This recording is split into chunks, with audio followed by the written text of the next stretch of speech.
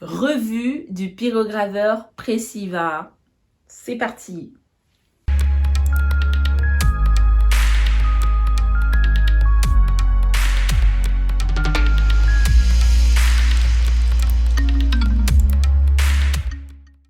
Bonjour à vous, bienvenue dans cette nouvelle vidéo de la chaîne Apprendre la pyrogravure.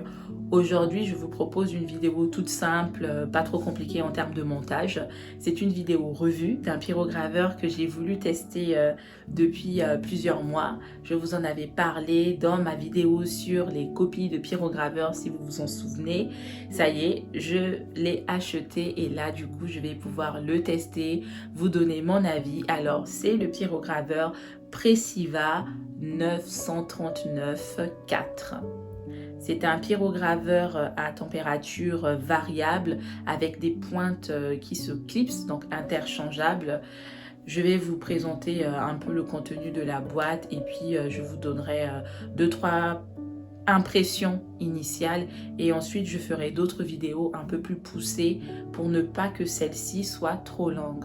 Je vous dis à tout à l'heure pour la revue. Je viens de le recevoir à l'instant, il y a peut-être 1 heure.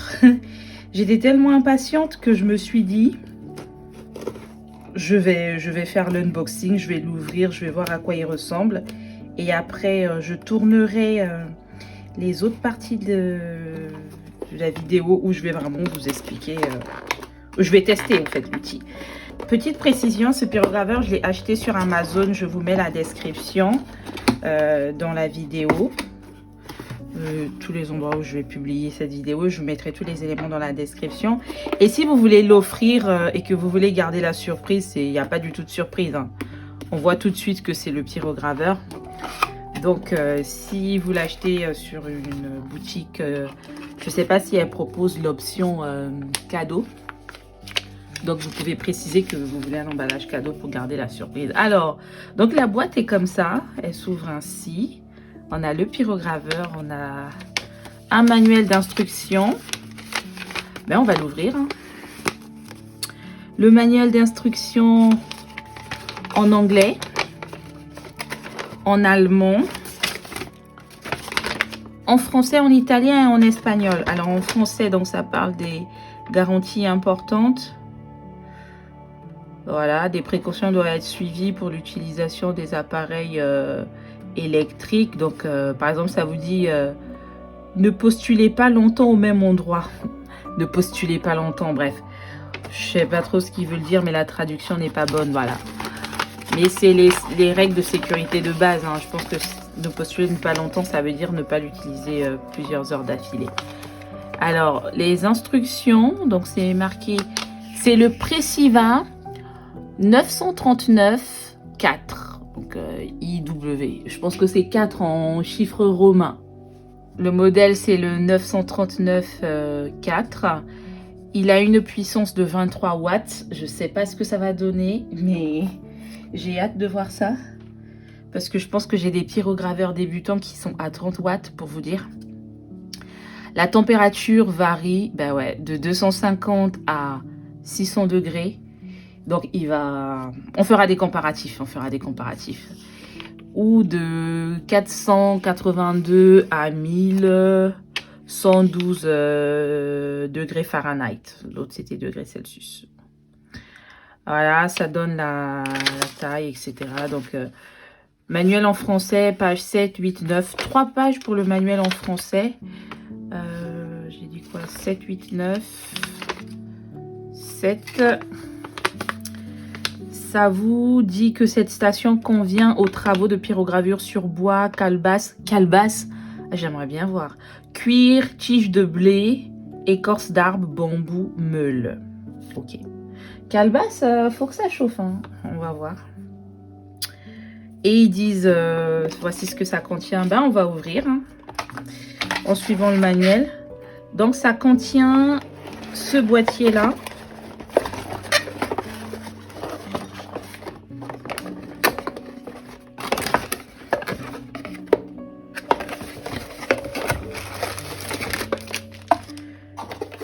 La boîte est vide. Ok, ça marche.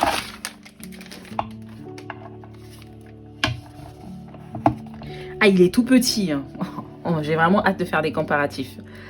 Alors, bon, une petite écorce là. Ouf, on dirait un jouet. Donc, il contient le cadran réglage de température qui est là. Le cordon stylo de pyrogravure qui est là, qui ne se détache pas. Hein. Ok, il se détache pas. Ensuite, il y a le voyant de fonctionnement. Donc, il est là le voyant de fonctionnement. Ensuite, on a le support. C'est quoi qu'ils appellent support de pyrogravure? Ah, il est à l'intérieur.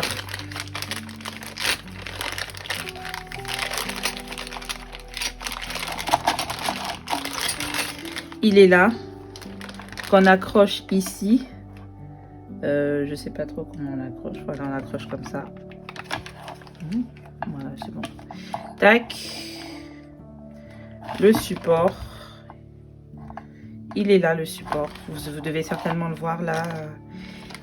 Pour poser le pyrograveur. Avec la pointe ici. Donc le cordon d'alimentation qui est fixe pareil, qu'on ne peut pas détacher.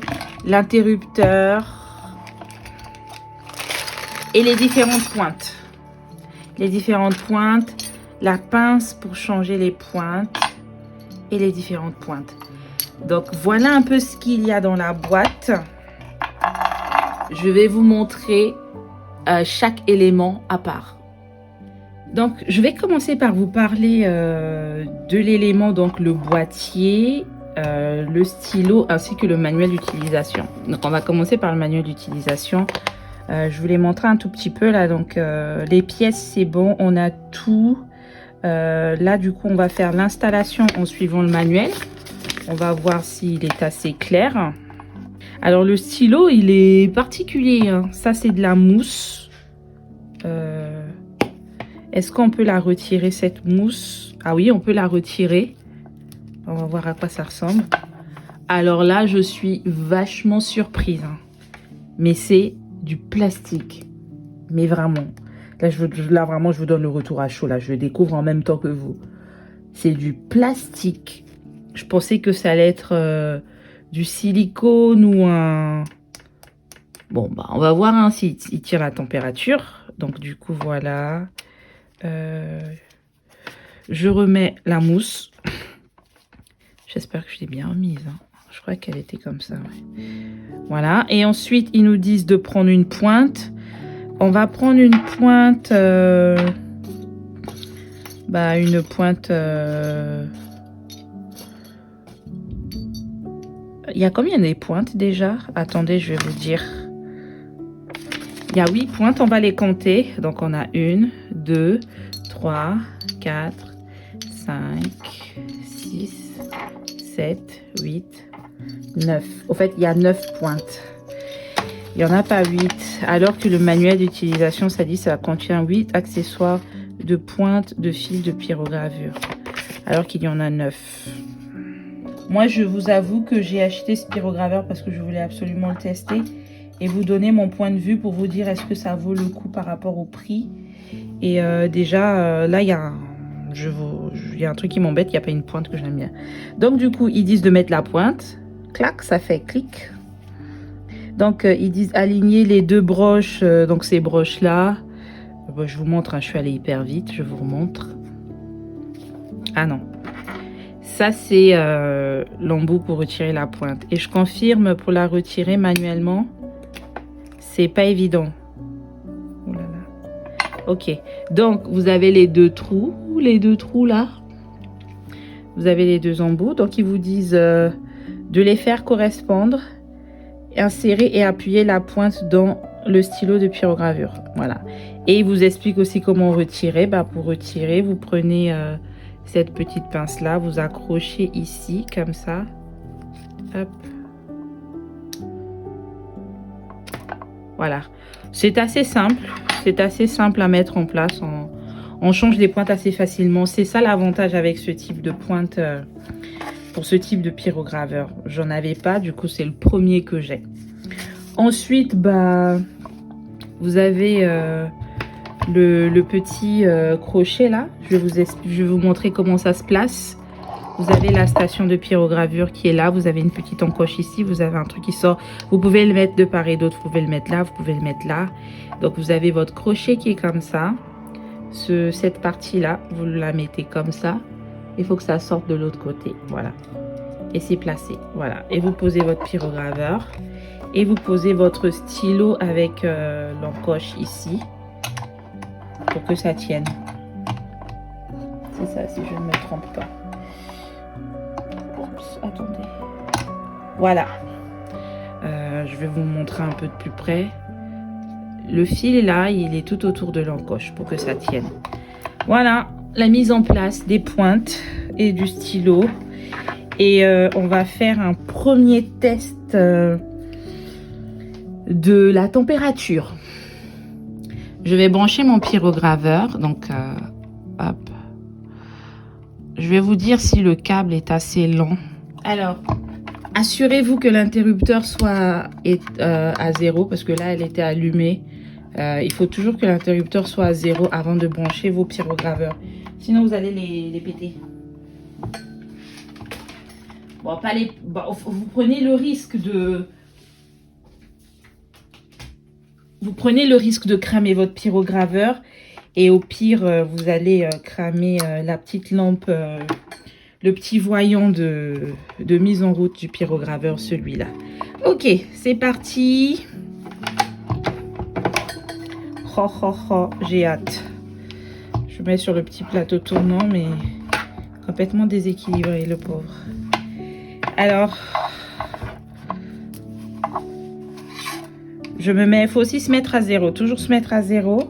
J'allume, hop, on a le petit voyant qui s'allume, vous le voyez, et il est à 0. Et de ce que j'ai cru comprendre dans la notice, la température minimale de ce pyrograveur est de 250. C'est-à-dire que là, vous l'allumez, vous attendez un tout petit peu. Sur le minimum, il est à 250. Alors, moi, je fais toujours mon petit test. Je rapproche un tout petit peu de la peau. Je touche pas. Hein. Effectivement, je sens la chaleur à cette distance-là. Là, je sens pas du tout, mais il faut que je me rapproche un tout petit peu. Je sens la chaleur. Et on va faire un premier test classique que l'on fait sur les planches de texture. Je vais faire des traits. Ça, c'est sur le minimum. Alors, je suis sur une planche de contreplaqué. Et je pense que c'est du contreplaqué de sapin. Je pense. De sapin ou de pin. Là, on est sur le minimum. Tac. Oui, ça chauffe pas mal. Hein. Pour moi, ça, c'est plus que 250. Hein. Peut-être que c'est la pointe. Ok. On va faire un petit ombrage. Ça chauffe hyper vite. Ombrage très très foncé.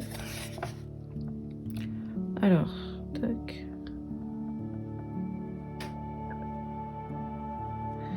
Ombrage clair.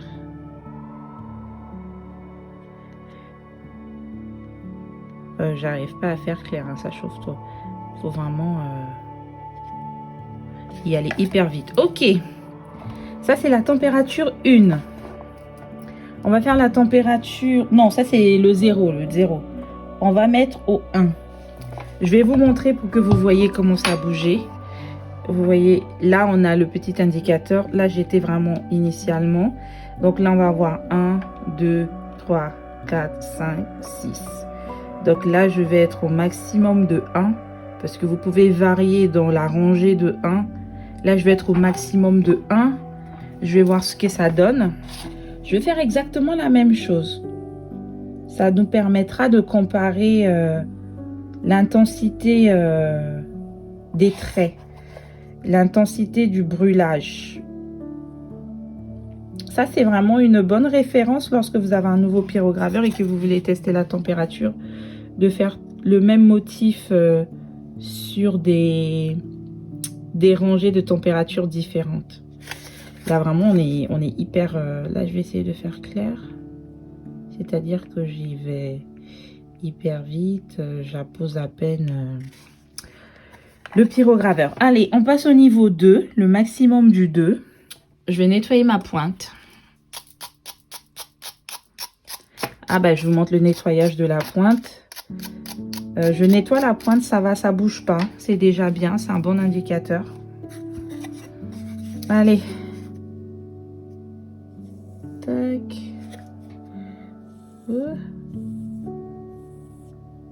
J'en ai fait combien? Je me rappelle plus combien j'en ai fait.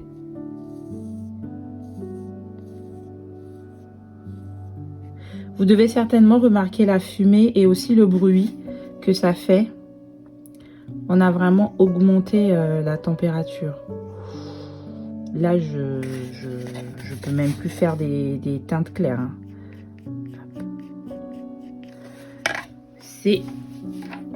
C'est fort, c'est hot. Niveau 3, le maximum du 3. Je pense que vous devez voir. Hop. Ouais, je suis ici. C'est parti, la même chose. Est-ce que vous voyez, la pointe commence à rougeoyer au niveau 4. Non, au niveau 3 plutôt. La pointe commence à rougeoyer au niveau 3. Ça commence à chauffer de ouf. Excusez mon langage familier. Je suis enthousiaste de voir ce qu'il a dans comment dirais-je, dans le coffre, ce pyrograveur à moins de 100 €. Tac. À température variable. On continue et là on est vraiment rougeoiement à fond. Oh là là.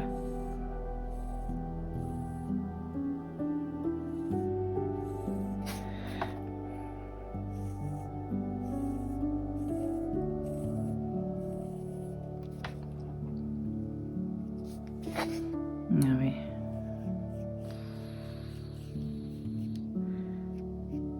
Là, je peux pas vraiment faire clair. Hein. À partir de... Ça, c'est 1... Non, ça, c'est 0, 1, 2, 3, 4. À partir du 4, je peux plus faire clair. Hein. Même à partir du 3, même à partir du 2. Alors, niveau 5. Alors, il faut savoir que pour ce type de pyrograveur, il est déconseillé d'utiliser la température maximale. Utilisez la température maximale que si vraiment vous avez un bois hyper dur comme du chêne, comme de la calebasse par exemple, comme du laurier cerise. Hop. Et parfois même du bouleau. Le bouleau, je pense qu'il peut arriver, ça dépend de la qualité de bouleau que vous avez. Mais il peut arriver où vous avez besoin vraiment d'avoir une très forte température. Ça, on est au niveau 5. On est déjà à un rougeoiement très très intense. Et le niveau 6, qui est le maximum. Et là, on est... on croirait les lames du Burn-Master. Oh my God.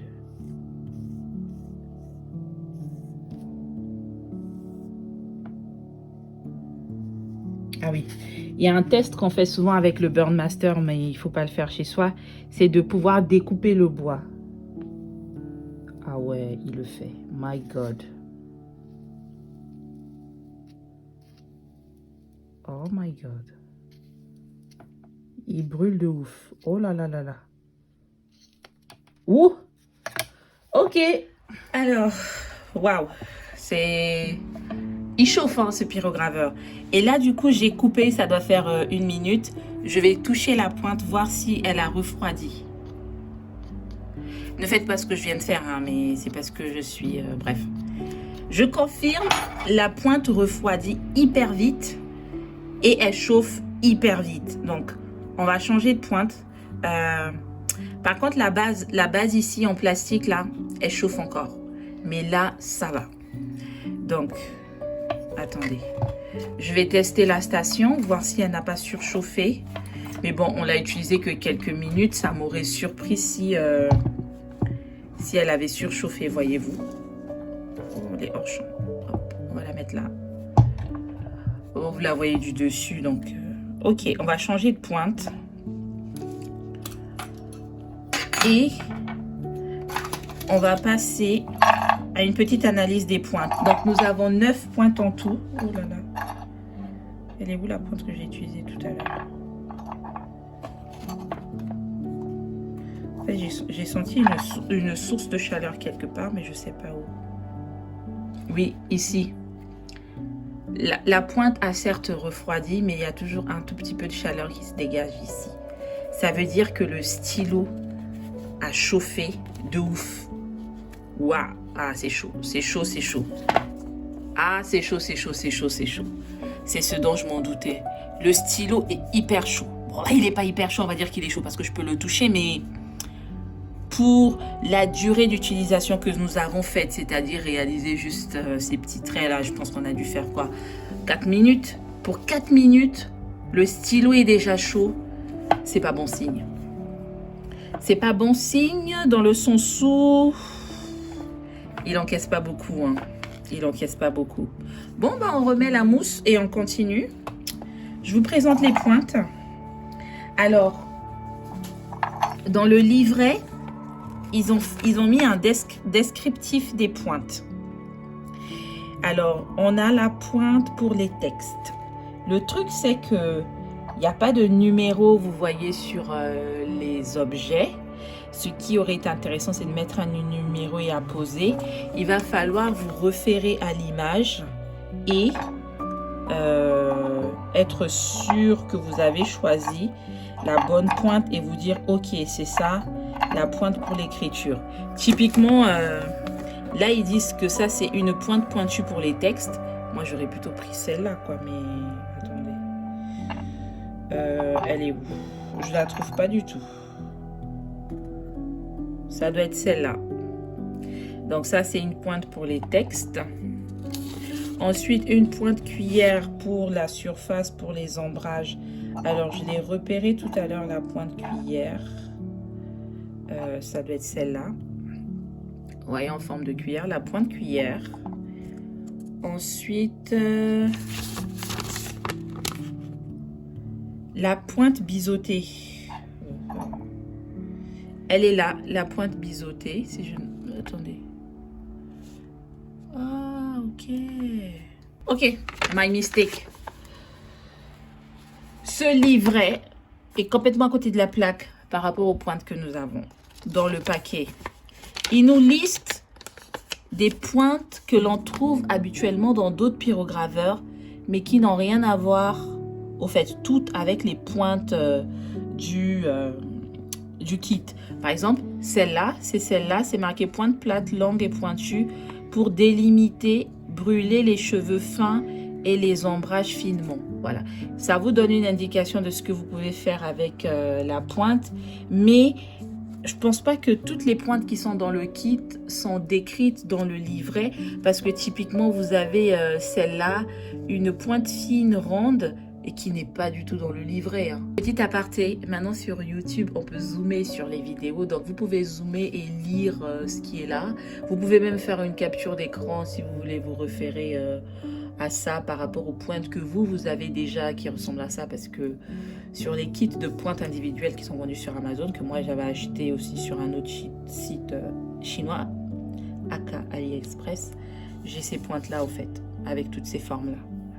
Et du coup là ça peut être intéressant, il vous donne un peu l'utilisation que vous pouvez en faire. Et sinon c'est tout, vous n'avez pas du tout la description pour les pointes du kit en particulier. Bah typiquement celle-là, c'est une pointe d'ombrage un peu en cuillère, mais très fine, quoi. C'est une pointe mini cuillère, quoi, vous voyez.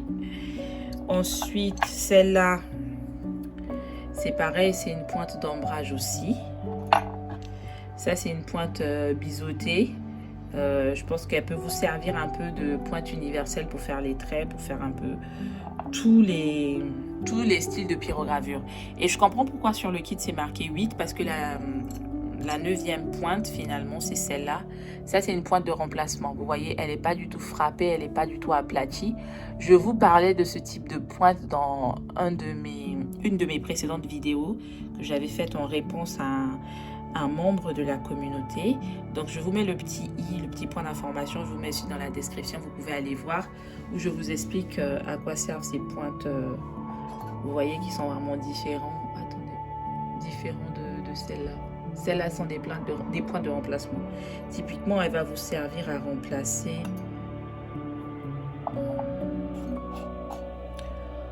En fait, elle va vous servir à remplacer que celle-là, hein, parce qu'elles ont la même forme. Après, vous pouvez très bien lui donner... vous pouvez très bien lui donner cette forme aussi, parce qu'on est vraiment que au bout, mais c'est comme vous voulez. Donc, il y a 8 pointes qui sont prêtes à être utilisées, plus d'une 9e en remplacement, que vous pouvez customiser.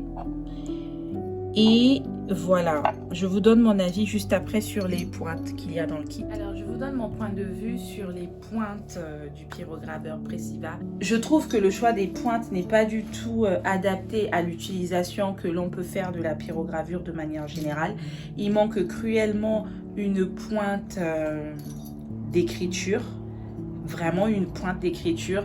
Il manque une pointe couteau et il manque une pointe boule.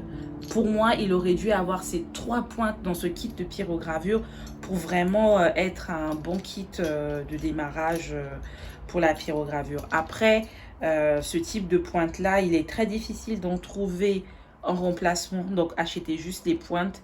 Donc si vous voulez choisir ce pyrograveur, soyez sûr de vous que ces 3 pointes que je viens de citer ne vont pas vous manquer et que vous saurez réaliser vos pyrogravures avec les pointes qui sont fournies de base dans le kit. Je vais arrêter la vidéo ici. Je vais vous proposer une autre vidéo plus tard où je vais vraiment réaliser la planche de texture avec toutes les pointes de ce pyrograveur à 1 ou 2 températures pour que vous puissiez vous faire une idée. Mais là, vous avez déjà une bonne idée. C'est un pyrograveur qui a une très bonne plage de température et qui chauffe bien. Je vais m'arrêter ici et je vous donne mon avis général après cette première prise en main de l'outil. De manière générale, ce pyrograveur, il est très intéressant. Je vous en avais parlé dans une vidéo où je parle de copie de pyrograveur et c'était un des pyrograveurs que je vous suggérais d'acheter si vous n'aviez pas le budget, à savoir une centaine d'euros pour avoir des pyrograveurs semi-professionnels en entrée de gamme chez des marques reconnues. Alors le Pressiva est une copie de pyrograveur. Alors c'est une copie du pyrograveur de la marque américaine Walnut Holo qui s'appelle le Creative Versatool. Je vous mettrai une image pour que vous puissiez voir à quoi ça ressemble. Le Creative Versatool, je ne l'ai jamais eu en main, donc je ne peux vraiment pas vous comparer, vous donner mon avis et vous dire est-ce que c'est proche. Mais en termes de caractéristiques, c'est identique, c'est-à-dire qu'on a le même type de pointe, on a à peu près la même forme de stylo, la même forme de la station. Une vidéo comparative de ce pyrograveur et l'américain, donc celui dont il s'inspire fortement, pourrait être très intéressante, mais je ne pourrais pas la faire parce que je n'ai pas l'autre pyrograveur. Ce serait vraiment compliqué pour moi de comparer juste en lisant la fiche technique de l'autre pyrograveur et en ayant vu des revues d'autres pyrograveurs qui l'ont en leur possession et qui en ont parlé. Donc je préfère ne pas faire de comparatif à ce niveau-là. Mais ce qui est sûr, la station du Pressiva est très compacte, très petite. J'ai prévu de faire une comparaison avec le Brand Peter Junior, qui est une marque allemande et qui est plus cher que le Pressiva. Mais ça peut être intéressant de faire une comparaison, de se dire est-ce que ça vaut le coup de payer plus cher ou est-ce que ça vaut le coup de payer moins cher, qu'est-ce qu'on y gagne, qu'est-ce qu'on y perd, etc. La station est petite mais elle reste solide. Le seul hic pour moi, c'est au niveau du stylo. Pour moi, le stylo, je ne le trouve pas du tout solide, je ne le trouve pas du tout résistant. J'ai très peur qu'il crame parce qu'on a testé, c'est vraiment une station qui chauffe beaucoup. Dès la première température à l'initiale, au 0 ici, on est déjà à une bonne chauffe. Vous pouvez revenir sur la vidéo pour voir un peu de quoi je parle. On est vraiment, je vous remets la vidéo là, vous allez voir, on chauffe déjà bien. Et en plus de ça, il a réussi un des tests que que des grandes marques de pyrograveurs réalisent, c'est-à-dire découper une planche de bois avec une pointe à une température très élevée. Donc, c'est vraiment un pyrograveur qui chauffe bien, mais on pourrait se poser la question, est-ce que avec le stylo, ça tient la route? Pour ça, je ne peux pas vous répondre tout de suite. Je vous referai une vidéo update, soit 1 mois ou 2 mois après l'avoir utilisé. Peut-être que je vais le cramer et je vais vous dire, effectivement, si vous voulez avoir une utilisation intensive, ne prenez pas ce pyrograveur. Ou peut-être qu'il ne va pas cramer, il va tenir la charge. Donc, vraiment, pour dire... En apparence, le stylo est très fragile, c'est vraiment du plastique, pas solide du tout, on dirait un jouet. Mais je ne peux pas m'avancer pour vous dire que ça ne va pas du tout tenir parce que je n'ai pas utilisé dans la durée et avec des températures très élevées de manière régulière. Je vous reparle de ça dans quelques semaines. Alors, de manière générale, je vous donne mon premier avis en conclusion. Après ce premier test, juste avoir fait une petite planche de texture rapidement, ce pyrograveur chauffe bien. Si vous voulez travailler avec du bois brut que vous récupérez en forêt, sur du bois très dur, je vous recommande effectivement toujours de prendre des pyrograveurs qui chauffent bien. Là, ce pyrograveur là fera la route. Cependant, tiendra la route. Cependant, si vous voulez utiliser des techniques de pyrogravure, même sur bois dur, mais des ombrages très clairs, ce pyrograveur ne va pas vous permettre de le faire parce que dès la première température, ça chauffe trop fort. Pour pouvoir avoir des teintes très claires, il va vous falloir user de stratagèmes un peu compliqués à la longue, vraiment, si vous voulez travailler que sur des températures très faibles, faire des ombrages très clairs. N'allez pas sur ce pyrograveur là. Après, vous pouvez faire un combo, c'est-à-dire que vous avez un pyrograveur débutant qui chauffe pas beaucoup et que vous utilisez pour faire vos ombrages clairs, et vous avez ce pyrograveur là qui vous permet de pyrograver vraiment des zones très sombres. Je pense qu'avec celui-là, vous pouvez faire vraiment des arrière-plans très sombres. Il a la température, il a les pointes d'ombrage qui vont bien. Donc, en premier avis, il est bon ce pyrograveur.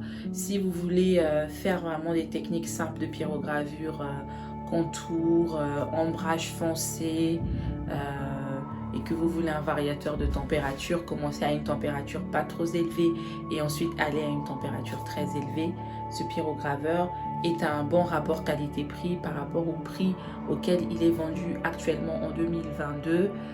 Peut-être qu'il va augmenter, peut-être qu'il va baisser dans les années à venir, mais actuellement en 2022, c'est un bon rapport qualité-prix. Et vous pouvez très bien aller vers ce pyrograveur-là. Si vous voulez encore plus d'éléments et que vous ne vous décidez pas encore, je vous donne rendez-vous dans les prochaines vidéos que je ferai sur ce pyrograveur, à savoir une vidéo planche de texture et une vidéo comparaison avec le Brent Peter Jr. Je vous remercie de m'avoir regardé jusqu'ici. J'espère que cette vidéo va vous aider à vous projeter si vous souhaitez acheter un nouveau pyrograveur et que vous avez des vues sur celui-ci. J'espère que ça va vous donner quelques informations en plus. Si vous avez des questions, n'hésitez pas à me les poser en commentaire de la vidéo. Et si vous voulez que je parle d'un élément un peu plus précis dans la prochaine vidéo que je vais faire, n'hésitez pas non plus à me le mentionner en commentaire. Merci beaucoup pour votre présence sur la chaîne. Si vous voulez me soutenir, n'hésitez pas à vous abonner, à mettre des petits likes si vous avez aimé et aussi à partager cette vidéo dans votre entourage si vous connaissez des personnes qui pratiquent la pyrogravure. Sur ce, je vous dis à bientôt dans une prochaine vidéo. Au revoir.